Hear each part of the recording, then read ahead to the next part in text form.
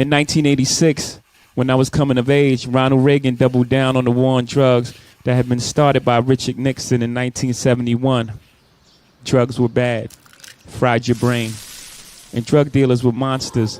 The sole reason neighborhoods and major cities were failing. No one wanted to talk about Reaganomics and the ending of social safety nets, the defunding of schools and the loss of jobs in cities across America. Young men like me who hustled became the sole villain, and drug addicts lacked moral fortitude. In the 1990s, incarceration rates in the U.S. blew up.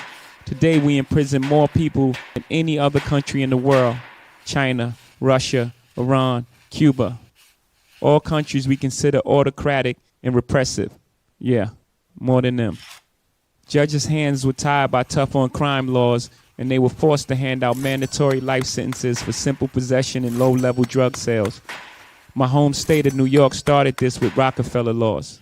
Then the feds made distinctions between people who sold powder cocaine and crack cocaine, even though they were the same drug. Only difference is how you take it.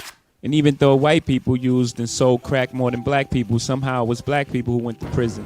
The media ignored actual data to this day. Crack is still talked about as a black problem. The NYPD raided our Brooklyn neighborhoods while Manhattan bankers openly used coke with impunity.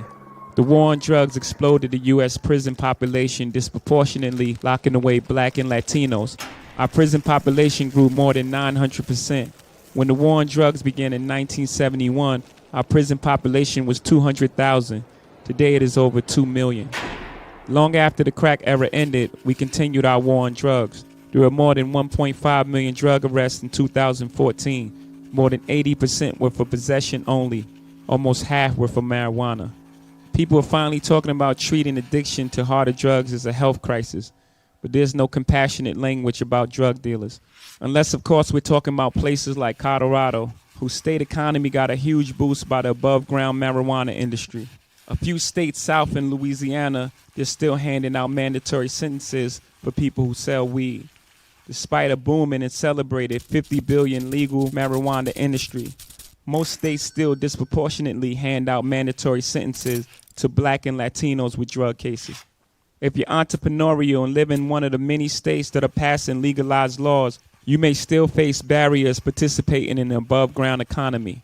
Venture capitalists migrate to these states to open multi-billion-dollar operations, but former felons can't open a dispensary.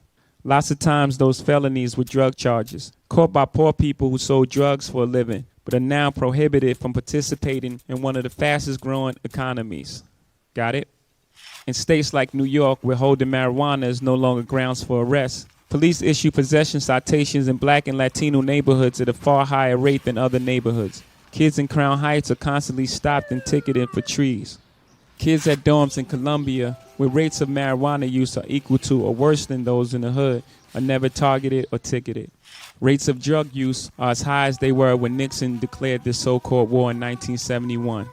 45 years later, it's time to rethink our policies and laws. The war on drugs is an epic fail.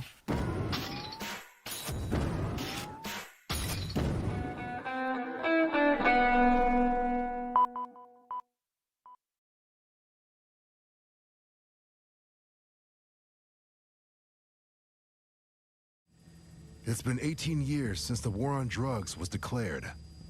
Newly elected President George H.W. Bush has been in office 7 months when he addresses the nation live on TV. This is crack cocaine. It's as innocent looking as candy, but it's turning our cities into battle zones. In the early 90s, the flow of cocaine coming into LA via Mexico has made the city the center of the crack cocaine epidemic. Battles over the crack trade turned the streets into a war zone. LA County sees over 2,500 murders in 1992, over 7 a day. In charge of stopping the violence, Daryl Gates, LA's hard-as-nails top cop. We have a war, a shooting war, not in the Middle East right now. We have it on the streets of every major city in this country. And you know who's feeding and supporting the enemy? The casual drug user. Gates creates an elite paramilitary unit he calls Community Resources Against Street Hoodlums, or CRASH. Gates launches raids with military names like Operation Hammer.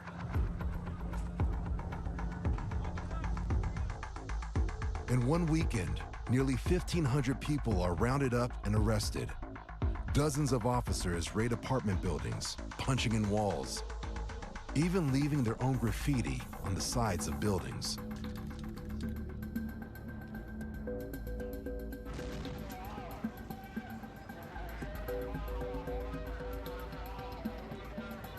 The Los Angeles Police Department up under Daryl Gates, they was kind of looked at as gang members themselves. I mean, it's like, man, they was untouchables. The story of the militarization of American policing begins in many ways in Los Angeles. That is the first police department to start incorporating the methods of counterinsurgency from America's foreign wars directly into policing.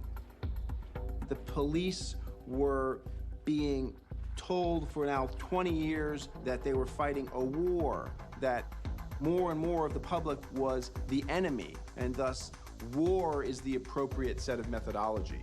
The country was given a choice, and what happened was it doubled down on the war on drugs.